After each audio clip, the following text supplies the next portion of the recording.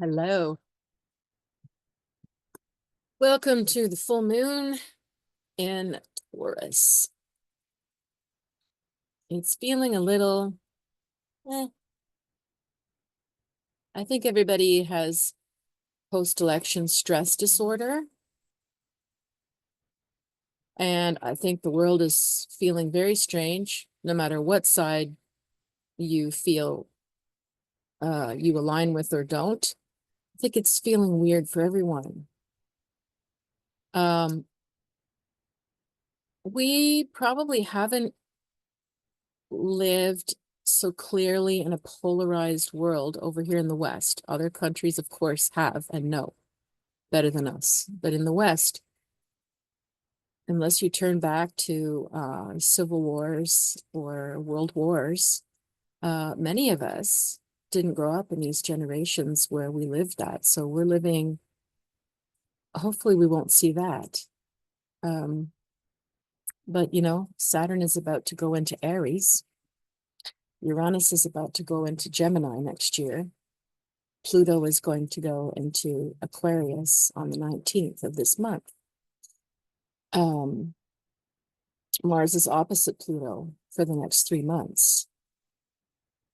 So there is that flavor in the air. Whether we'll get to something full on or not, it's hard to say. But all this to say,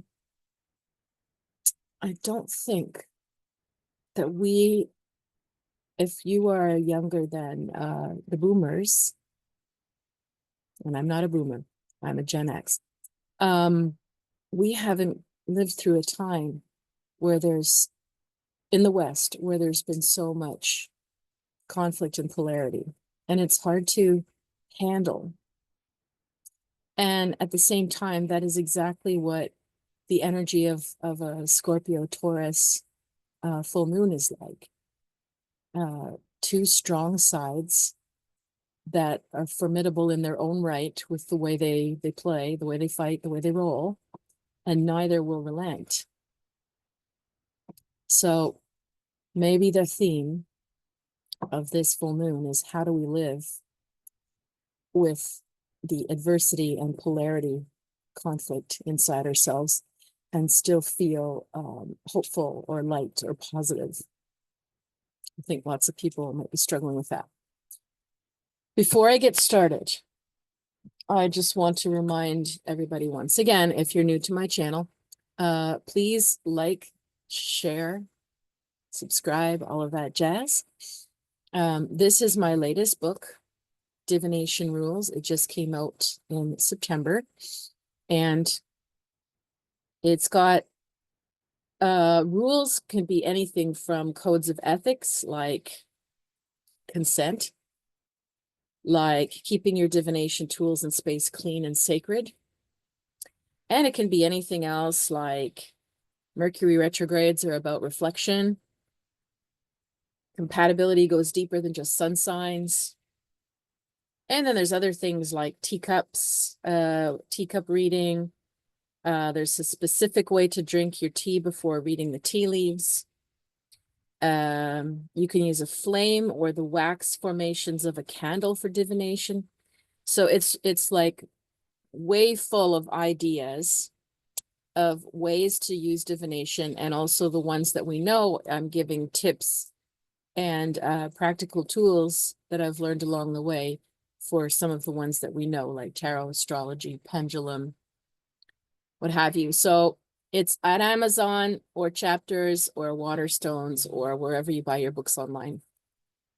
And lastly, since we are in the holiday season, if you are interested in gifting anybody a reading, I've got all kinds of options.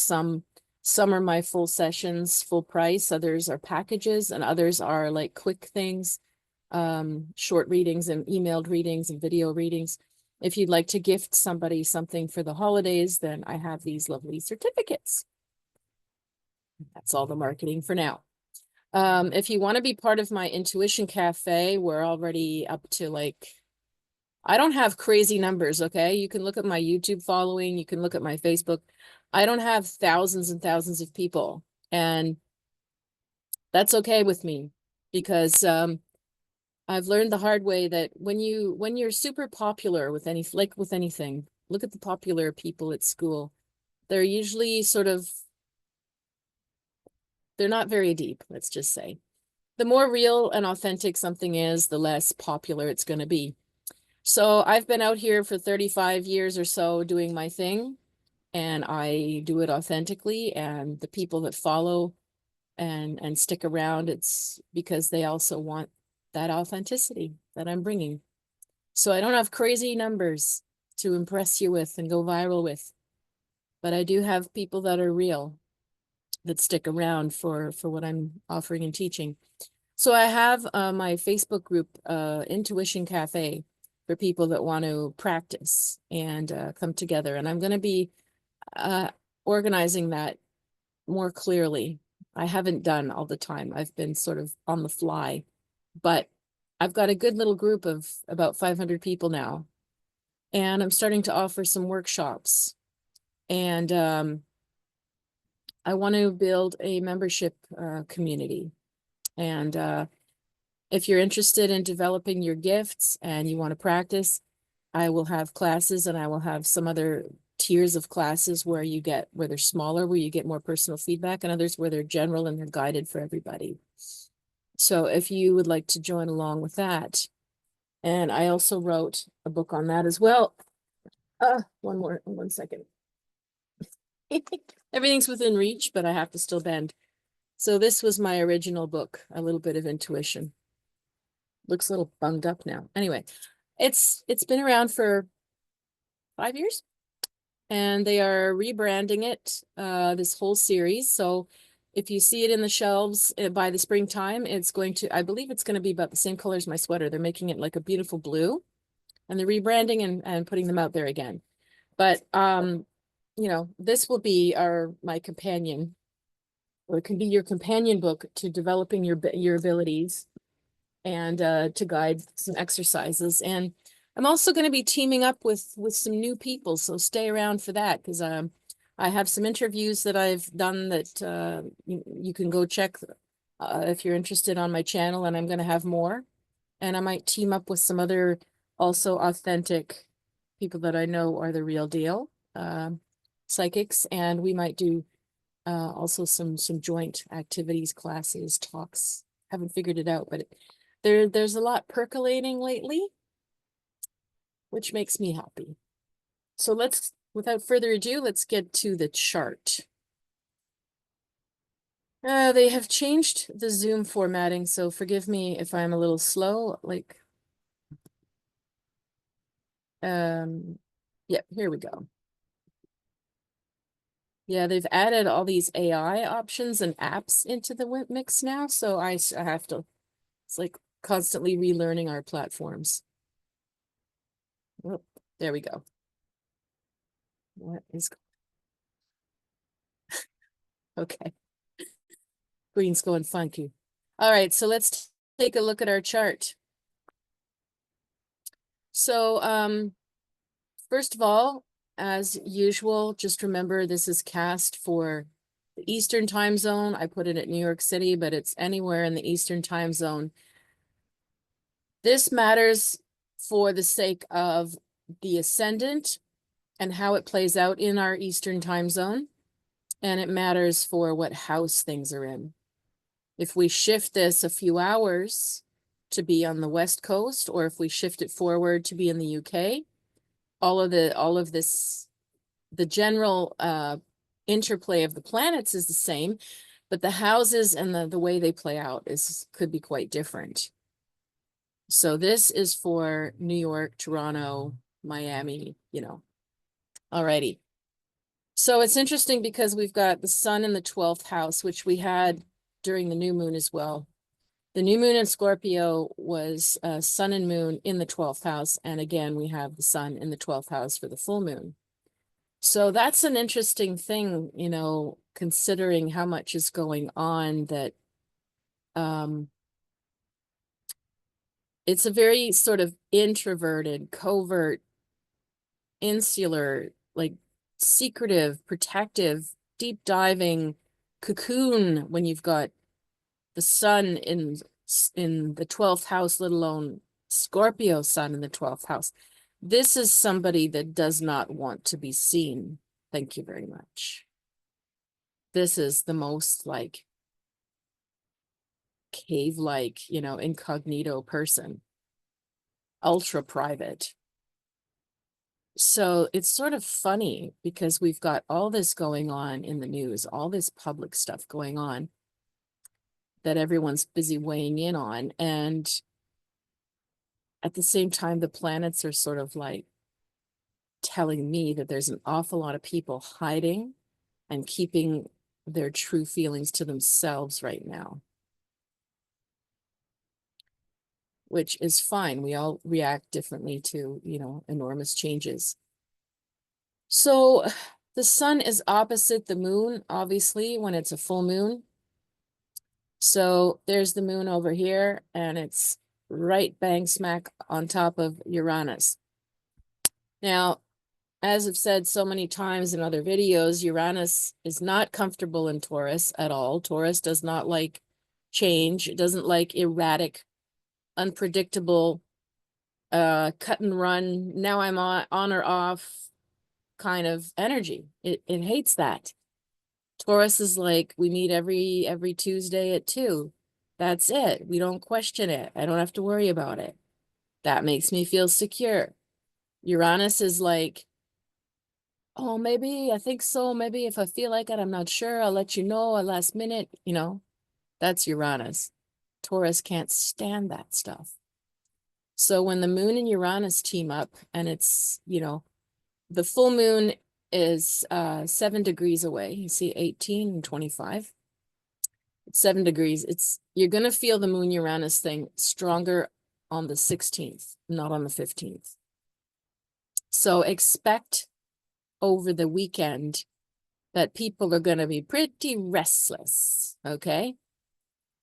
People might be really, like, how does that play out, moon Uranus and Taurus? Either you're really restless, people are like, you know, their legs are bouncing, they can't sit still, ants in their pants, always like, something's wrong. That could be one way. Restlessness plays out like fidgety. Could also play out emotionally, people very irritable, very impatient, snapping about this and that, cranky, you know, cranky and grumpy could be another way that that plays out. Some people might be impulsive, but meh, it's Taurus, you know. It won't be super impulsive, but some people might be. I'd say it plays out more like moody, grumpy, snappy than anything else. And it's opposite Scorpio, but the sun is in the 12th house, so it's like, no wonder everything's feeling just sort of meh. You know, there's restlessness. There's an opposition of sun and moon, so there could be arguing. There could be tension, but it's in the 12th house. Sun is like, nah, maybe I just won't bother. You know, why bother? Why say it? Why, nah. So because of this feeling of like sort of lay low, keep it to myself thing, processing alone, wanting to just, you know, Scorpio Sun in the 12th is just going to want to mull everything over and really like really go deep, deep, deep. Like, what is going on here? What, like trying to get to the underlayer. And they're going to want to do that on their own. So even if Uranus and the moon are in Taurus sort of opposing it and cranky grump, well, I don't feel like a lot's going to happen with that at all.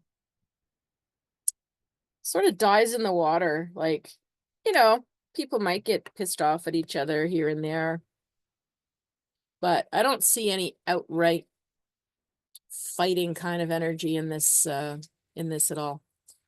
Also, if we look at the aspects now, what's supporting that Scorpio sun, we have the best aspects here are the grand trine. So Mars, even though it's just at the beginning of Leo, is making a trine to the sun. So, you know, that's helping this feeling of I just want to do my own thing. You know, I know where I stand. I know what I feel. I'm just gonna go off and do my own thing. Mars and Leo could be dramatic, you know, go big and go home. It's the highest planet in the chart is Mars and Leo right now. So there could be some people being quite bold. Maybe people are just sort of pushing that energy out with like compensating with, you know, creativity, hopefully, or with like parties or they might have very strong opinions, but it's supportive of this Scorpio sun. So Leo and Scorpio trining is sort of a weird thing. Okay, it's by degree they trine, but by sign they're very different. But it's also supported over here by Neptune, which is still in Pisces, 27 degrees. That's another thing we're going to see next year is like Neptune's going to reach that 29, that aneretic degree, that critical degree before Neptune goes into Aries. Neptune and Saturn going into Aries, 2025 to, well, probably 2026 is a big deal. As far as like global, how we handle, how we're going to handle conflicts and we're going to take more action. Pisces doesn't take action. Pisces just sort of, you know, in the ether a little bit, like visioning, receiving info, channeling it, not really doing much about it, or like mulling and not sure what's real and what's not, right? Neptune. But when it goes into Aries planets, that's more warlike and more action will be taken. Hard to say what that'll actually look like down the road, right? But that's when I predict we're going to see more of a change than we will right now. So that's all coming up with that. We've got another year. So don't worry too much. However, this Neptune in Pisces is also trining that sun in Scorpio. So it just sort of favors again the I'm just gonna, if I'm in my own head, I'll do my own research, I'll do my own reading, I'll meditate on it. I'm getting my own visions about things. I'm getting my own dreams. I have my own sense where things are going. I don't have to put it out there. I don't have to share it. I can just hold it.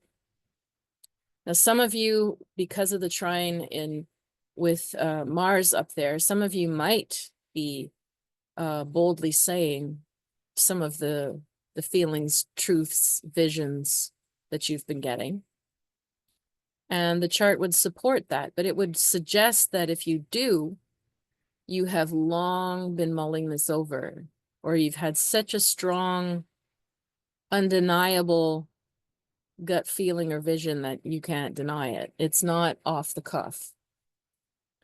It's not something brand new you never thought of and now you're just spewing it. So I still just feel this overall subdued energy. Now, Neptune here, you can sort of see is making a sextile to Uranus and to a little bit wide for the moon, but to Uranus. You know, that helps each other out, but no, in a way, like you've got this, you know, Neptunian, you know, kind of, whew, pardon me. Woo, woo. Woo.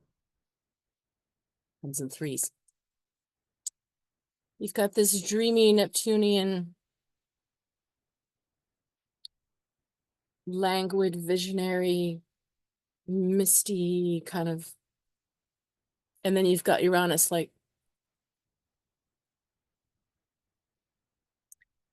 they don't conflict with each other planetarily, but their energies are so different. The Uranus energy would dominate that in a heartbeat because it's out there doing things all over the place and active, whereas Neptune's probably just sitting there. However, Neptune, because it doesn't want to be terribly clear about anything, it also puts a damper, like a wet blanket on Uranus. So again, this sort of meh, bleh kind of feeling, soggy toast kind of feeling. Now, Pluto is also still trining Uranus, as it has been all fall. And again, that's helpful in terms of, well, it doesn't feel maybe very helpful. To some people, it feels great. Yes, finally the world's moving forward as it should. And other people are like, oh my God, oh dear God, no, no, no. So depending where you sit on the fence, but planetarily, without making this all about an election, in the bigger picture of things, because the planets are a bigger picture than just one country, Pluto is trine Uranus, and that would suggest that all of the upheaval that we're going through and all the death and rebirth that we're going through is greater than us, and it is bringing us into a new age. And so we might not like it, but these aspects are inevitable no matter who, no matter what the cast of characters are. There would have been someone else. These energies, it's pretty hard for Pluto and Uranus to change society without some sort of disruption, upheaval, like explosive lightning bolt, a visionary, tear it down, rebuild it energy. It just doesn't happen peacefully or easily. So we're living through a time where there is a lot of that. And yes, it's difficult to manage for most of us. But they do trine each other, and that's what sort of, as an astrologer leads me to say some of these upheavals are inevitable progress or change, and we have to find a way to make the best of them. So Pluto is also sextiling Neptune. And once again, Neptune is too foggy and it's too soft to make much of a dent on Pluto. So again, could it just throw a bit of a wet blanket on something? Yes. Could it create some smoke and mirrors around the upheavals and changes? Oh, yes. Yes. So it could mean in some cases that there's a lot of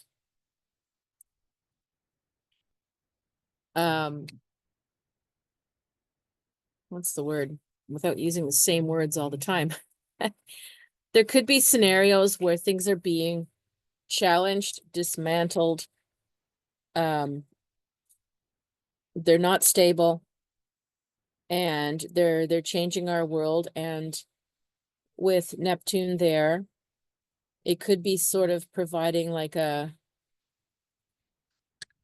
like a rose tinted aspect to it while it goes on anyway. Sort of like, you don't know what's going on behind my curtains. There could be anything, right? But the curtain's pretty. That's the kind of thing it could be. So, and I think that's very relevant for what we're going through right now in society. So many people just not sure what's real and what's not, which is fair. We're coming into the age of AI, and it is going to be harder for people to know what's real. Which is why I have always erred on the side of making sure people know that I am who I am and that I'm not smoke and mirrors. So it's going to get harder. If we like pretty shiny things and we like people to look perfect and speak perfectly, and we're going to have a harder and harder time spotting what is real and what's not with AI. So that's part of what's coming. And we really do need to align ourselves with things and people that are real. Enough said. So what else is going on here?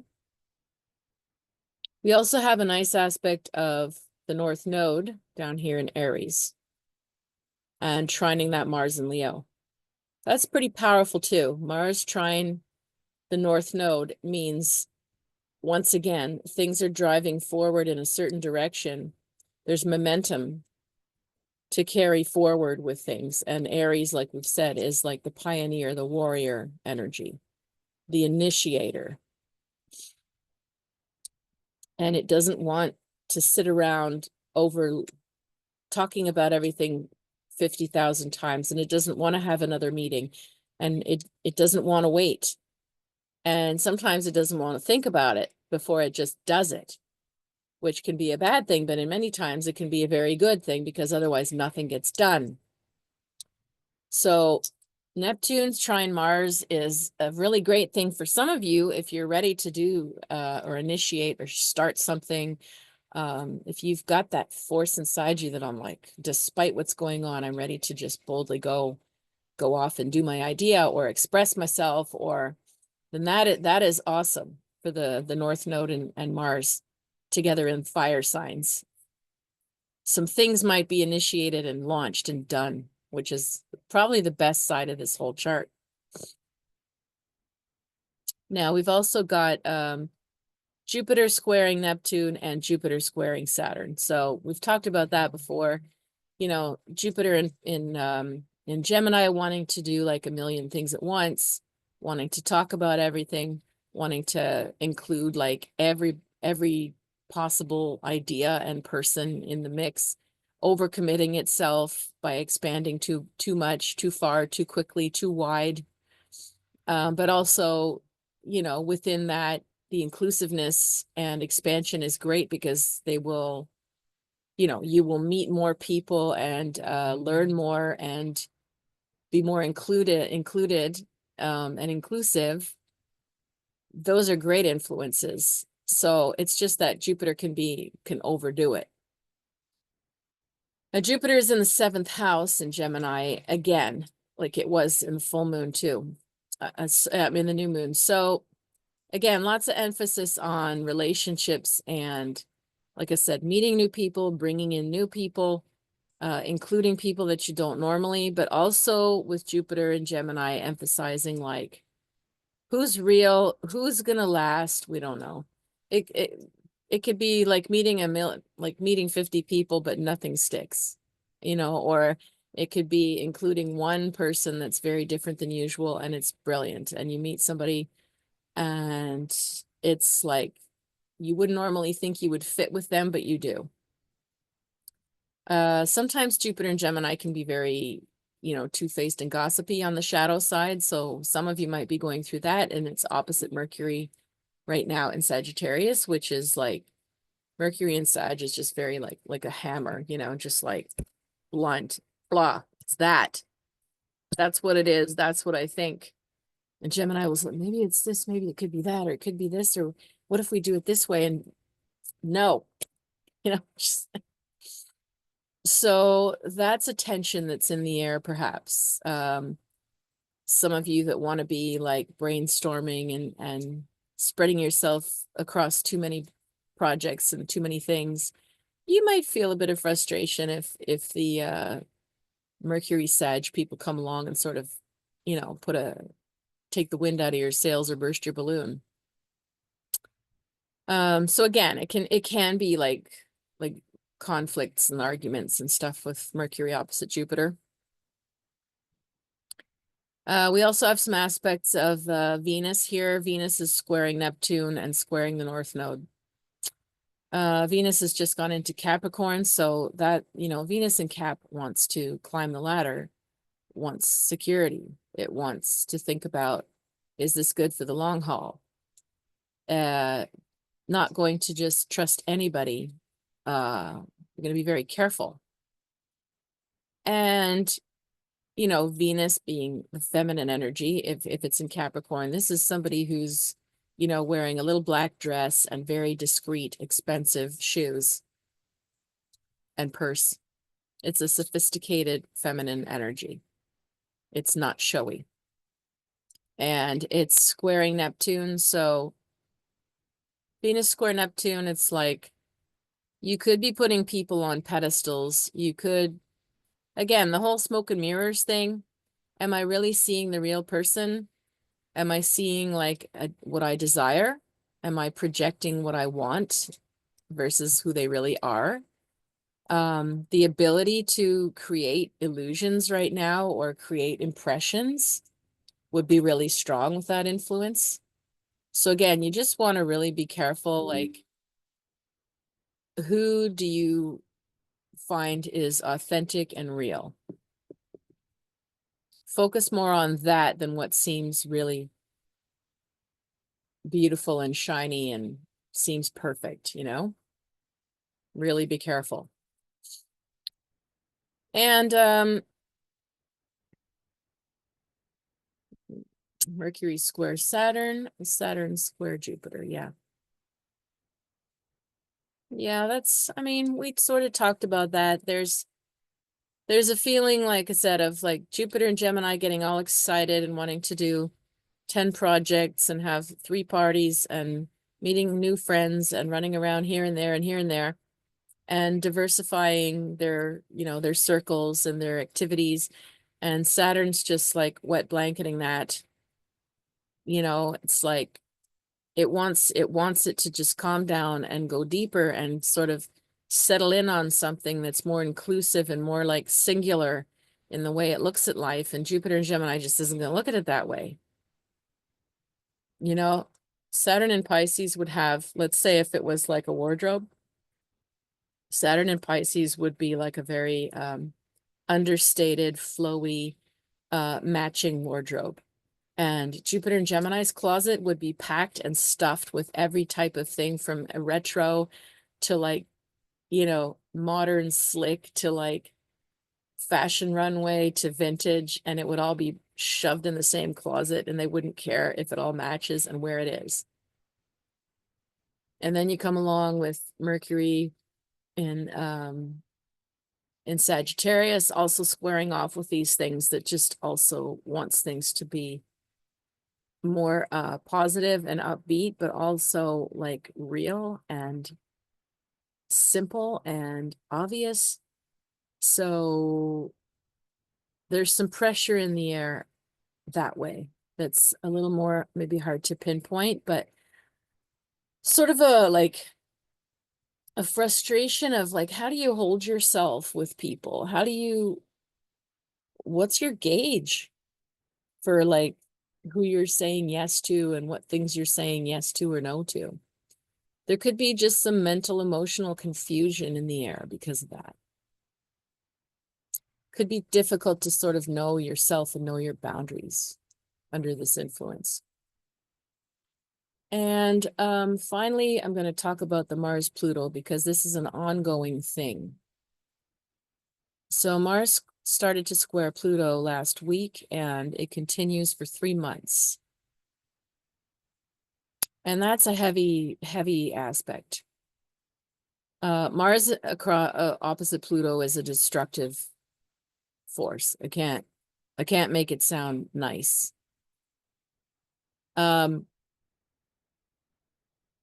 When you've got like a strong will, Mars, readiness to take action, reactive, combative if need be, assertive, taking things on, and Mars is in Leo, so it's going to be more strong and dramatic. It's a fire sign. It will be more stubborn. It'll be more sure of itself. It'll take on and stand up to. So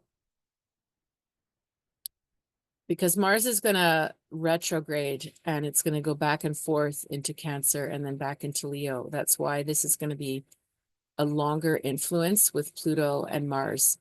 So we have to, this is the one more than the Sun, Moon, and Scorpio and Taurus. This is more the oppositional friction we're feeling that might just feel too intense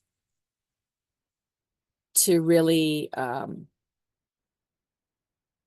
well, it's difficult to process the intensity of that kind of level of conflict, because it will usually feel unsafe or volatile, and therefore unsafe. Some people handle it and they suppress it. Some people use that energy and move mountains and channel it into things that are positive. A lot of people will just feel very stressed, anxious, depressed. And some people will be very angry and reactive and take people on and fight. And yes, it does sort of speak of violence with Mars opposite Pluto. And it also speaks of accidents and to be careful. So all of this overall energy where the planets are working well, like I said, with Neptune in Pisces, Sun, Scorpio, Mars and Leo. If you sort of are feeling the need to keep to yourself, stay quiet, lay low, do more meditation, more inner work, that's favored by these planets right now. If you feel like you're part of the revolution, then Pluto Uranus is trine. You might be part of the revolution energy, and that works well too. Otherwise, the North Node and Mars are also part of like freedom of expression. And that's where it's also flowing, if that's where you feel you fit. But many people, if you're feeling overwhelmed, confused, not sure where you stand, too much going on, too many things at play, too many people around, too many ideas. If you're not really clear where you stand and clear what you want to act upon, right now isn't the time. It's usually never the time. Planets are not, right? Usually you want to make sure when you announce something or you start to do something that you are really clear and sure before you step out and say it. So unfortunately, I can't really neatly tidy up and say something like a nice little package with this full moon. It's got a lot of layers to it. And I think, like I said, we all, excuse me. Oh yeah, like me, I'm tired. A lot of people probably feeling very tired from the intensity of this energy. So to try your best to honor your limits, honor your physical limits, your mental, emotional limits. Take care of your own well-being first and foremost, you know? Nobody is really here to judge anybody. If you need to stay in bed more to cope with this level of intensity, then that's what you need to do. And if you need to be out there writing letters and to, or standing on a picket line or posting, you know, that's what you need to do. So, it's really just trying your best to honor your own flow. But there's there's nothing in the chart that shows any resolution, let's say, you know? And I don't know about you, but I find that energy is hard. Feeling like even if there's been some decisions made, it still doesn't feel like there's peace and resolution. It still feels like things are still dangling. And having like, and that can be the Uranus and Taurus energy of like, we want something to feel like, oh, it's just landed, it's secure, I know what it is now. Okay, if I know what it is, I'll plan around it, I'll adapt, I'll take decisions. But it's not settling. It's like it won't settle, it won't land. That's the feeling for a long time. And that gets exhausting because we can't live in like this hypervigilant state all the time. So let's take a look at our tarot for this full moon.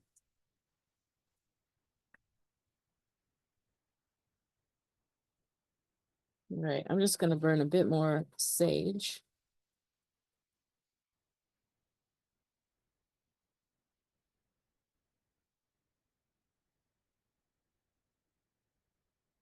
I actually would recommend clearing and cleansing and energy protection be done more often during the Mars-Pluto transits.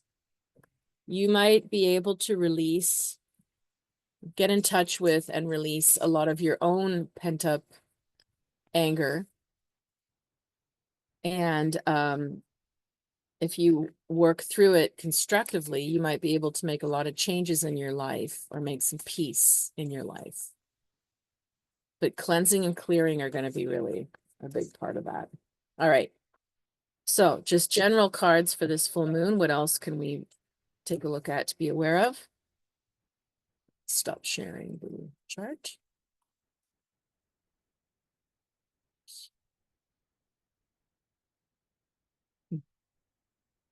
All right. So our first card is the sun. Well, that's nice. That's very good. The sun card is really deep. People think, oh, sunny, shiny, they're happy, la la la. The sun card's very deep. It's number 19. It's not a newbie card. The sun ultimately is when you choose to still have hope, when you choose to still have wonder, when you are able to still play, despite all the sadness and darkness and pain that you've been through and that you've seen, despite whatever evil you might see in the world. The sun card is someone who has that wisdom to choose to be joyful and to choose to still have some innocence so that they protect their heart. They protect their mental and spiritual well-being, because we need that inner child to be alive and well inside of us, even though we're experienced and maybe cynical adults. So we need to choose play and wonder and joy. Second card is the Tower. This is a very Pluto and Mars card. So the Tower, of course, for those of you that know the tarot, is when we've had many, many signs and warnings of something, and we haven't really been listening, or we haven't been ready, and the rug just comes along and it's pulled out from under us. And the thing is, we'll feel some sense of loss of something with the Tower. And at the same time, it also liberates us, because whatever we were clinging to wasn't working. And so the Tower sort of crumbles so that you can leave the building and you can go forward and act the cleanup, the change, the scary decision, the breakup, whatever, the quitting of the job, whatever is long overdue. So if you have, this could be global, but if you have a Tower moment and something feels like, oh, I can't believe this is happening, this is like terrible. I'm not saying it's going to happen to all of us. It won't. But to some of us, what I try and do when I see the Tower card is, or just in general, if something happens that is hard to take and you didn't expect it, and you, instead of feeling like a victim, it's good to look at it as, okay, is this really new? Is this really like a surprise? If you can admit to yourself, this isn't really, okay, it sucks, but this isn't really coming out of nowhere. I wasn't happy. let's say at my job. Okay, now I've been fired. Now it feels awful, yes, but the quicker you can get to, you know what, I wanted to leave anyway. Okay, so they did it for you before you did it. And then you can feel a sense of being liberated, relieved that you're gone from that place, and you can find your motivation to look for something better and find something way better. The Tower comes along to do that kind of thing in your life. It sweeps something out. And you have to pick up the pieces and realize, I didn't really want that thing anyway. I knew that thing, it was time to end it. And now, okay, I didn't do it. They did it for me. It's sort of a facing the music kind of moment. Ah, Two of Cups. So we've got the Sun, the Tower, and the Two of Cups. This is beautiful. The Two of Cups is the love card. This is more the Lover's card than the Lover's card. This is tenderness, love, compatibility, empathy, sweetness. This is lovely. What that means to me with this combination is that if you choose that joy and that hope, you sweep away all your old beliefs, or you let go of destructive things in your life, you're going to see that it ends up with better people, better situations, and with more love than before. That's beautiful.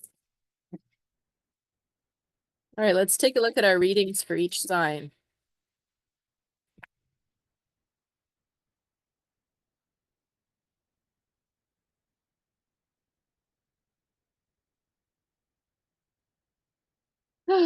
Hard to phrase what kind of question. So I'm not going to make a question. I'm just going to see what is your message? What's your message right now?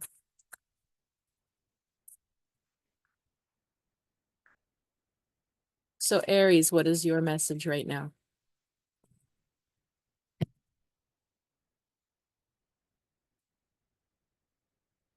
Aries, your message is the Emperor. So you might be thinking a lot about authority, power, governments. This could be a dad, a grandfather. This could be your boss. This could be a company you work for, but this is like a very patriarchy, card in it, right in and of itself. So, perhaps you're missing your dad, you're missing your grandfather. Perhaps if they're around, you could consult them and ask their advice, get their perspective on life. If you're thinking about just bigger things in the world, like how the world works, take a closer look. Are you feeling like the Emperor yourself? Or he's pretty formidable, right? This one, he's powerful. He's completely blocked. You see how he's protecting his heart. He's got a wand across his heart. No one will get him. He's got the ball and scepter, his power center, in his solar plexus. So his will is the law. He's crossed his legs, so he's blocking his chakras there. He's left nothing vulnerable for anybody to get him. And it is an Aries card, by the way. So your message is sort of like, are you in your warrior side in a good way? Are you like a reactive, shoot the gun, shoot the arrow willy-nilly, in your life? Or are you directing your will? Are you overdoing it? Because the Emperor can be very dominant and doesn't allow anyone else to participate or doesn't care. Or do you need more authority? You're thinking a lot about your personal power and what that looks like and how you're received and how strong do you need to be or do you need to temper it? And if it's not you, then you might be dealing with someone else directly where those are the themes. Feeling powerful or powerless, feeling like you have direction or you're being told what to do.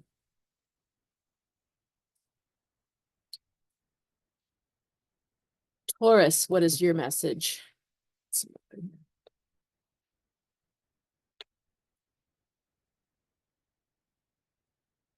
That's great. Taurus, you've got lust, passion, passion. She's lying on the back of the lion, and this is the whore of Babylon. She's drawing from that essence of change. That snake bunch all swimming towards this nexus there. Harnessing energies above the horizon, greater than herself. Letting them just flow through her. So, because you still have Uranus in your sign and you're probably, you know, feeling, again, like restless and grumpy, and it's hard to handle all this change. The lust card would sort of be guiding you towards allow it. Don't try to resist it or block it or get mad at it. Allow that restlessness to come through. Allow that frustration to come through. As like, what am I trying to say? Like, try not to suppress and block whatever flow of emotion or energy wants to come around or through you. Best case scenario, you turn it into your music, your writing, your painting, your dance it out.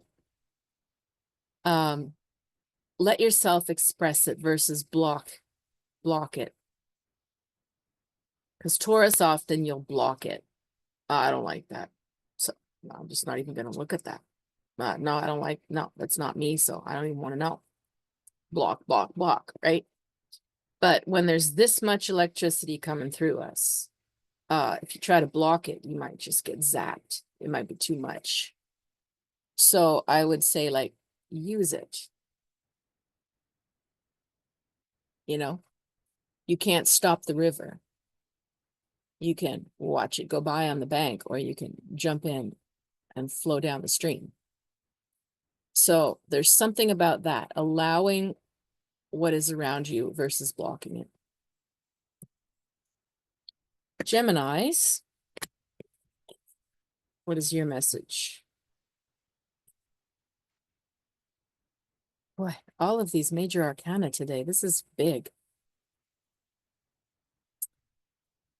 The Hierophant. Well, you're you know, Jupiter's in your sign, and like we said, you're on fire, and lots of good things are happening, and lots of people and ideas and plans and projects and just like inspiration all over the place has been going on for you all year, and it's still there for a few months more. So the Hierophant is really like, you need to step back and reflect. You need to step back and read or study or meditate, or like, again, like take a breath, take a step back and absorb and learn and go further with some of these things. It's usually less about like getting close to people if we're talking about Jupiter and Gemini bringing in all these people to your life. But if it's inspiration and ideas, well, maybe instead of like ping pong, like there's a million little threads and you sort of start the ball and start without following through. The Hierophant is definitely telling you to pick something and settle in with it and learn it and study it, or find a mentor, find a course,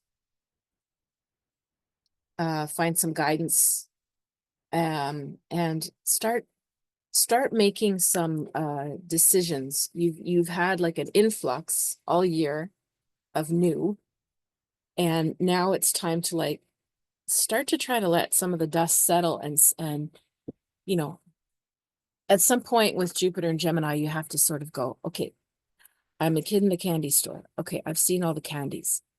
Of course, there's always more candies out there. But now it's sort of like, okay, but I've seen probably 80% of it. So let's choose from there and see where you want to go next. Yeah. All right, Cancers. What is your message? Now, of course, for Aries, Pluto in Capricorn has ripped through your career and your identity, your public image. It's all been through the ringer, up and down and backwards for 16 years. And now that gets a break. It's moving into Aquarius on the 19th. And this chapter of testing on that level is over. For Cancers, it's been about your relationships, and it's been exhausting. Power trips, people challenging you, thinking things are, thinking you found some stable relationship, and then it goes through an upheaval, and it's either lost or it went a lot deeper. Subversive energies around you in your personal life too, because it's the house of open enemies. People trying to slander, gossip, ruin your reputation. 16 years. People spreading rumors about you that affected your relationships or your belonging.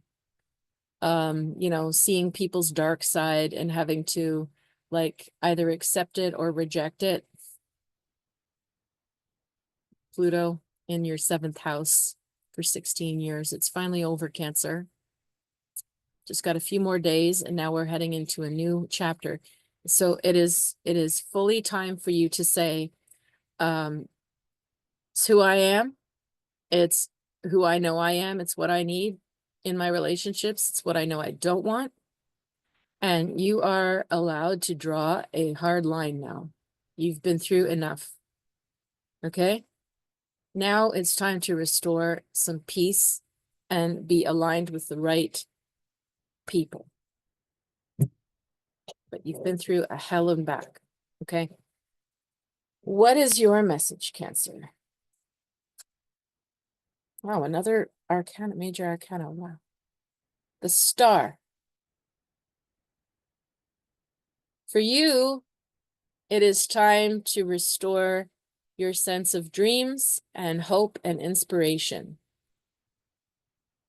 Like we said, you've seen this Pluto side of everyone and everything for far too long, the nasty. You've seen all the nasty.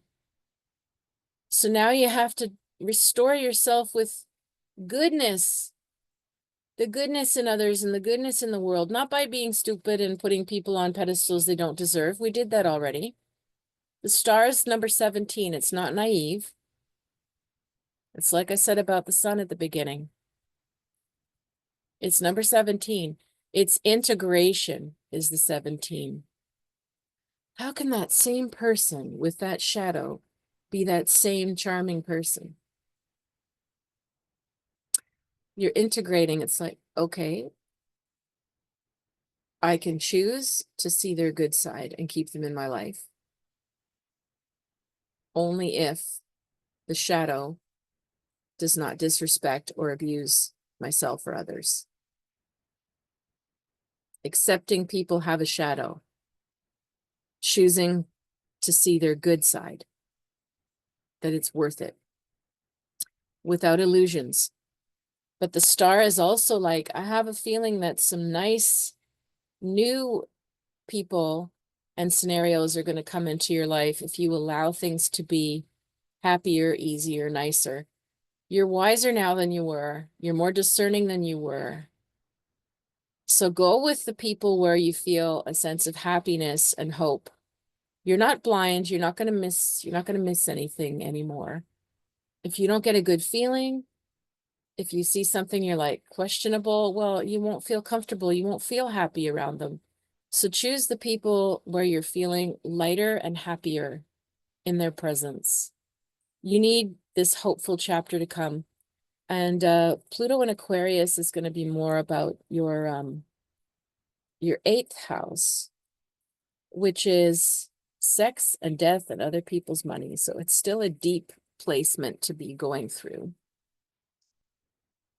It's still a mystical place. I would say Cancers are going to go through a major spiritual revolution.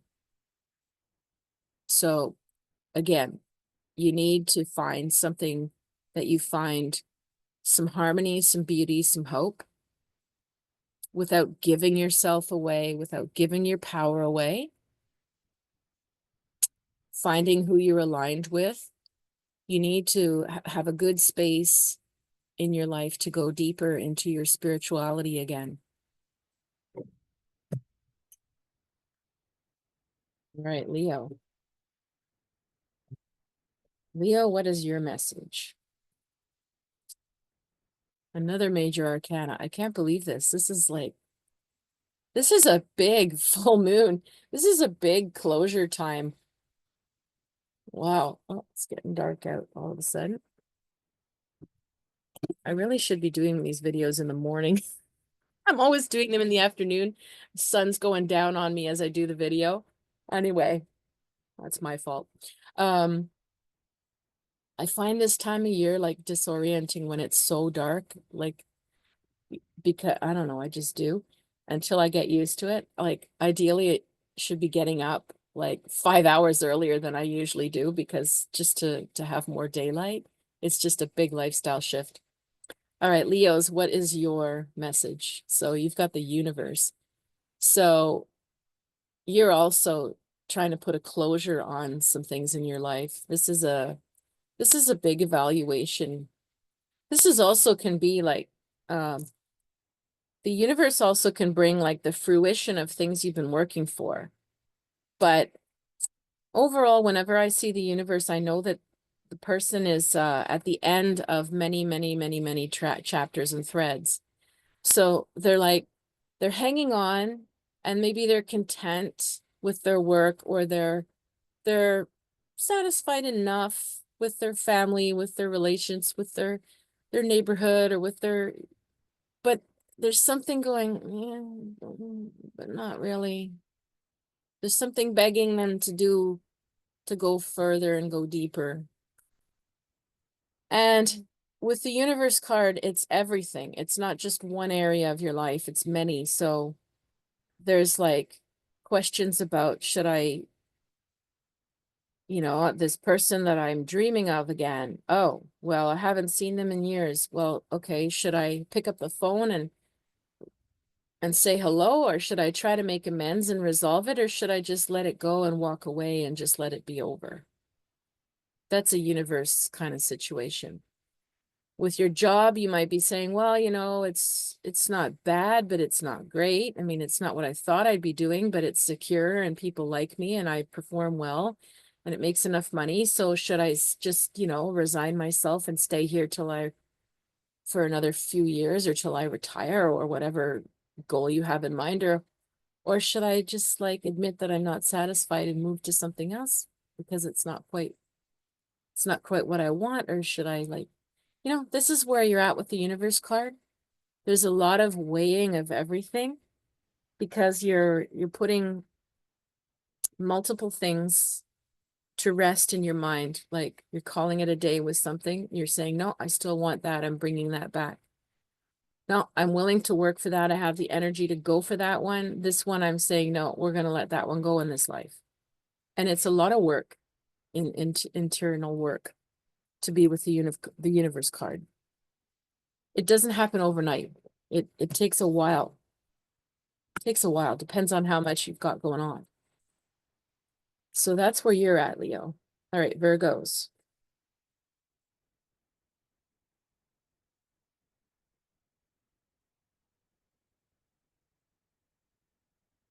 Virgos, what is your, oh my goodness, there's another one. I can't believe this. Another major arcana, like that's the sixth one. And I'm randomly doing this, okay? Wow. Virgos, you've got the Fool. This is awesome. Virgo, you're at like This is the hero's journey has begun.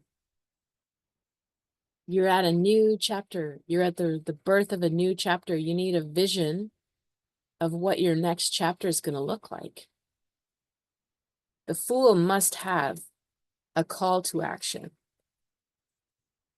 If you think of any fairy tale or maybe comic book or movie where somebody has a call or a mission,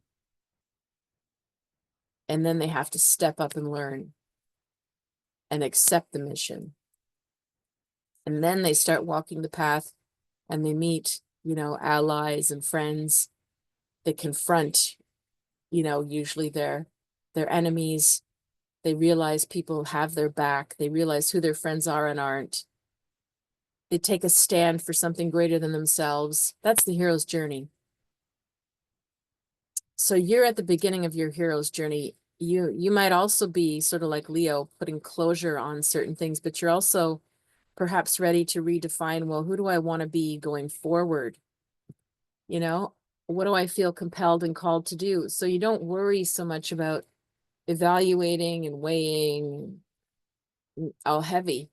Try to feel like excited about this. Don't judge where you've been or where you thought you should be or any of that stuff. Don't put those judgments on yourself. Just try to be fresh and think like, okay, doesn't matter how old you are. What life do you want going forward? Try to visualize it. And then you're going to start to take action because you're at the beginning of a whole new chapter of your life, which is really exciting. Yeah. It's really, nothing happens until you have some sense of vision of it, though.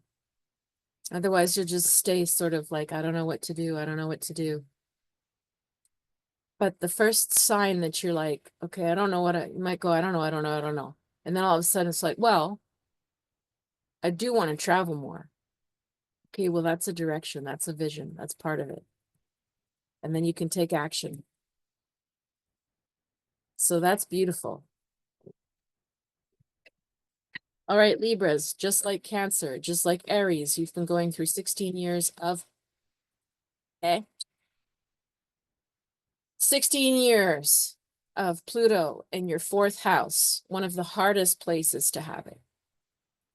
Rip-roaring through your family, rip-roaring through your house. Maybe you've had to move house, move neighborhood. Maybe you've had constant construction or renovations going on in or around you. Maybe you've had difficult people in your building or your neighbors, or you live with someone difficult. Maybe you've had a lot of family drama. All of a sudden, people coming out of the closet, saying things, exposing the family secrets, talking about aware of stuff you never wanted to have to deal with, especially because you're Libra and you want your family to be easy, predictable, stable. You want everyone to just get along, but that's not the way life is. It's not the way it played out. And it's upsetting as hell for Libras. But you've gone through it now. You've gone and looked deeper and at the cracks of everything and everyone. And you've probably gone through some sort of major move of home or revamped your home so it's not the same place it was. So now it's going to finally move into your fifth house. Pluto's going to go into your fifth house, and it's going to be a much happier place for it to be. Much, much, much happier. It's going to bring more creativity back into your life, meaning like maybe you're going to connect to your hobbies again. You're going to be more playful. You're going to meet more friends and people that just want to go out and do things and have more fun.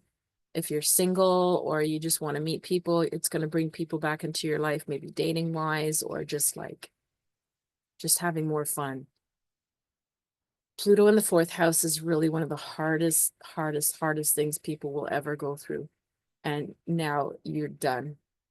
You're done. So I could almost cry because I know how hard it is. All right. What is your message, Libra? Okay. It's the Seven of Wands. So Seven of Wands is Mars and Leo, which is in the skies right now. And this says valor. This means doing and saying the right thing. Valor. People that have valor will stand up and say what needs to be said and will do the right thing, even when other people aren't doing it. This is very opposite to being a pleaser and a mediator. So there might be one last little thing that you need to do or say to make your point, to make things clearer going forward. You might need to say no. You might need to put your foot down with somebody. You might need to state your piece. You know, if there's been anything where you or others in and around the family life have not been straight up and honest with each other, including yourself, you might need to set the record straight. Valor is doing the courageous thing. It's doing the right thing when no one's looking. So your message is that you're being asked to do or say something on that level. And that should finally put closure to this long chapter for you. Scorpios, happy birthday. Let's see what your message is today. Although I imagine a lot of you are just feeling quite tired and laying low. Oh, and look at that. Pick the Scorpio card. Pleasure. Well, that's nice. So, Six of Cups. Sun and Scorpio. Didn't plan that, just picked it. Pleasure, yes. Well, that's a nice message, isn't it? Focus on rest. Focus on your pleasure. Just avoid the weight of the world for now. You've taken on enough. You always do.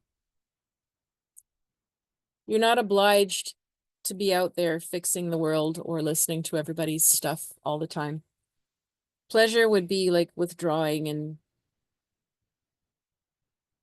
self-care, very high level of self-care. Eat well, rest, exercise, go outside, listen to things that bring you pleasure. I don't get a feeling this is overindulgent at all. I get a feeling like this is needed to restore your spirit somehow. You need some pleasure. What a nice message, eh? Go have some pleasure. I love it.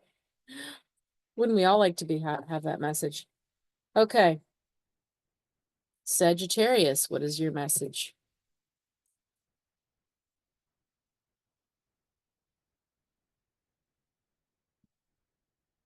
All right. Five of Swords. All righty. Well, you've got some conflicts around you. You've got some conflicts. There's some arguing here. There's some things that need to be said. And as we said before, Mercury's in Sag right now, and you might be feeling extra bold, maybe extra strong-minded, and you might be feeling very blunt. You know, Venus in Aquarius is the Five of Swords. Venus in Aquarius is like sort of rebellious, sort of, they'll say something just almost just to provoke. So you want to be careful you're not doing things, you know, just to provoke something. You know, if you're upset or if you think something needs to be called out, well, of course, you have to honor that. But at the same time, just make sure you're not doing it just to just to stir something up because you're bored or you're angry. Because the Five of Swords usually is like, people are going to break up, walk away, you know, have a timeout, stop talking for a while. So whatever you're calling out, like there is a fallout to it. So you have to be ready for that. And sometimes there's a place for that, of course. Not everything's supposed to just sail along you know, in denial either sometimes. So you might be the one slicing through the truth. But if you do,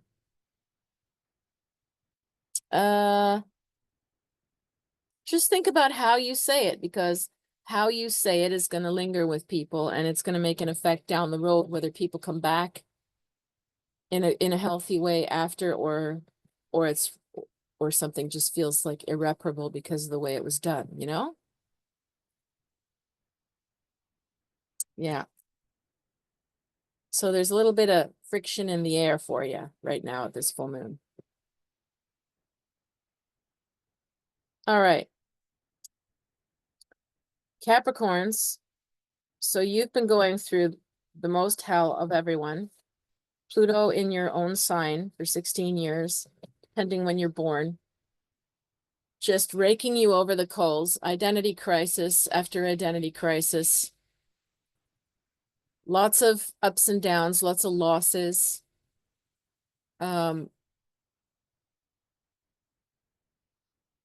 Just so much change. It's really like hard to process. I'm sure a lot of you are not the same person you were 16 years ago. Maybe your life circumstances are totally different.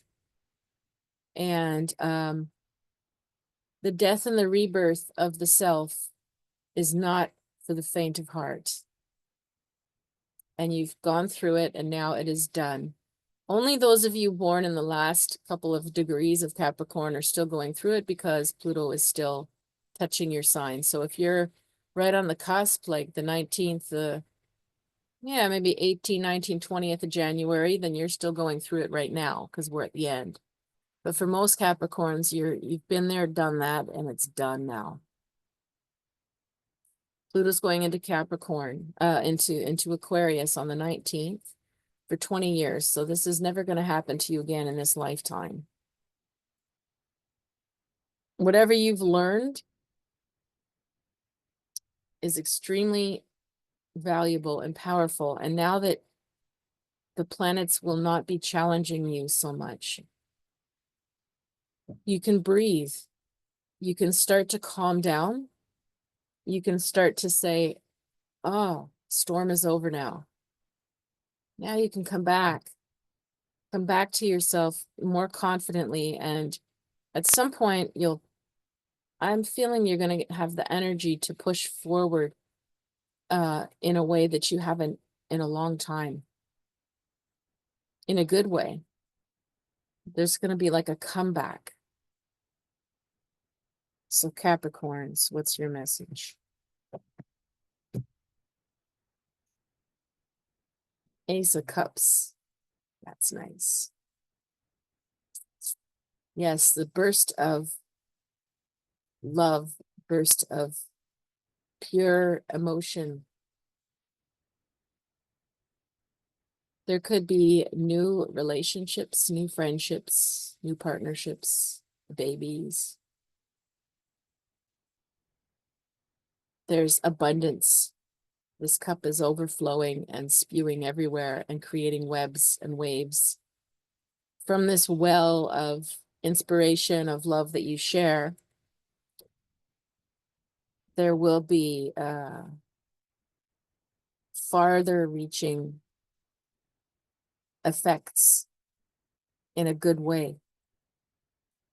So even if you're still feeling a bit bummed by everything and you don't feel your life is transformed the way it should have yet, if you try to tap into that feeling of love for yourself and of others that you know, and relief and self-care, and try to start radiating something different. And like I said, tell yourself it's over.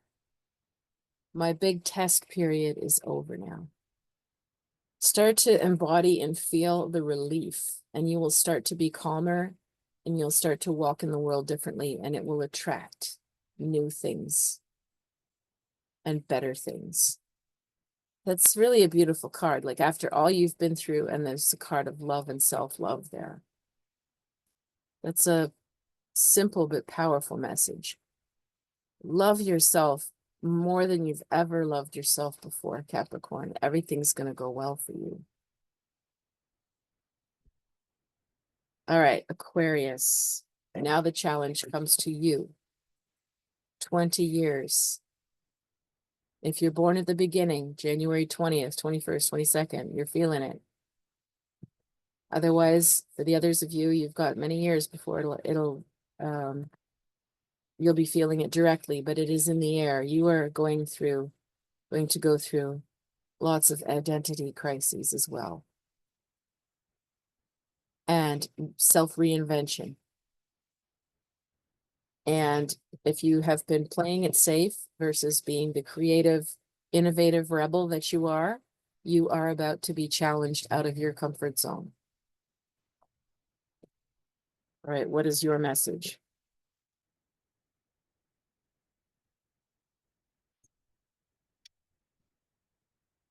Nine of Pentacles, gain. That's a money card, friends. Acquisitions, investments, money coming in, better paying jobs, better paying customers, dividends, things of this nature. For you right now, money's coming in. You don't? Ooh, pardon me. You need to go after it, man. You need to go after it. You need to secure yourself financially more. You need to be trusting your gut instincts when it comes to, maybe it's a side hustle, maybe it's, investments that you make, things that you buy that are worth it. Yes, it's interesting that it's all focused on that right now, but it must be an important thing for your future. Secure yourself more financially so that you have more room to play with this reinvention of yourself that's coming. And Pisces, what is your message? You've got the worry card. I don't like to delve too much into the worry card because it is what it is. Stop worrying so much. I'm going to pull another card for you. You're worrying way too much. You're making yourself sick. All right. What is your message? Pisces. That's better. Prince of Wands. This is a confident person. This is someone who's like, I'll just try. I'll just wing it. Let's just see what happens. I can do it. I'm good enough. I'll do it. I'll learn it. No problem. I'll figure it out. Just give it to me. Here I am, world. Here I am. Take a look. Here I am. See me. Look at him. He's like, here I am. See me. Presenting himself wide open. So, your message, because you have two cards, is you must find a way to stop being so crazy worried and to express yourself and be more open that you can handle whatever life throws at you. Coming out of your shell instead of worrying. That's no easy task, but you can do it. All right. So if you want to reach me for readings, gift certificates, books, anything like that, join my Intuition Cafe. All the links are below. Thank you for watching. If you're still here all this way, thank you for being here. And I love to hear your feedback on how things go. Once we have the actual full moon, let me know how you felt. All right, my info is all down below. Please click subscribe and share. All right, take care.